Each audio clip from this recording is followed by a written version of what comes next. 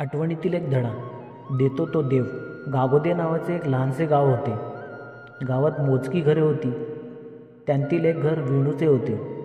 घरामागील परसामध्ये आंब्याची फणसाची झाडे होती. उन्हाळ्यात त्या झाडांना फळे लागली. हळूहळू झाडे फळांनी भरून गेली.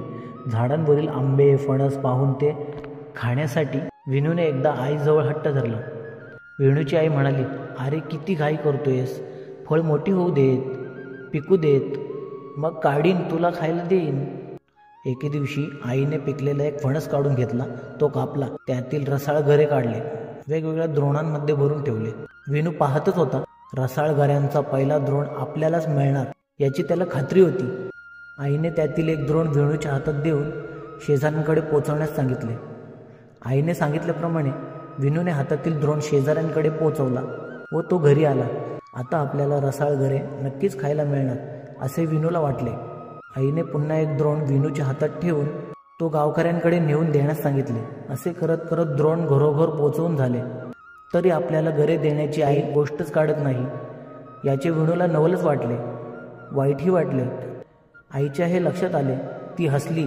तिने विनूला जवळ बोलावले आणि अतिशय प्रेमाने गऱ्यांचा द्रोण त्याच्या हाती दिला. तरी विनूची नाराजी गेली नाही. आपल्याच घरचे फळ आणि आपल्यालाच मात्र सगळ्यात शेवटी याबद्दलचा त्याचा रुसवा कायम होता. आईने असे का करावे ते विनूला समजेना. न राहून त्याने आईला विचारले, गावाला अगोदर आणि मुलाला शेवटी असं का? आई पुन्हा हसली आणि म्हणाली, अरे आपल्याजवळ जे असतं ना ते अगोदर इतरांना द्यावं आणि मग आपण घ्यावं. इतरांना विसरून आपण एकट्यानेच घेणं हे बरोबर नाही. लक्षात ठेव, देतो तो देव आणि राखतो तो राक्षस. म्हणजे काय? देणे हा देवाचा उत्तम गुण आहे आणि फक्त स्वतःसाठीच राखून ठेवणे हा राक्षसांचा दुर्गुण आहे. आता तूच ठरव, तुला देव व्हायचं आहे की राक्षस? विनूची समजूत पटली.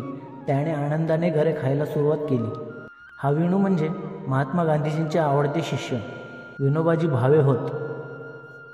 अशा आणखीन व्हिडिओ पाहण्यासाठी आमच्या चॅनलला सबस्क्राईब करा, लाईक करा, कमेंट करा आणि शेअर करा. धन्यवाद.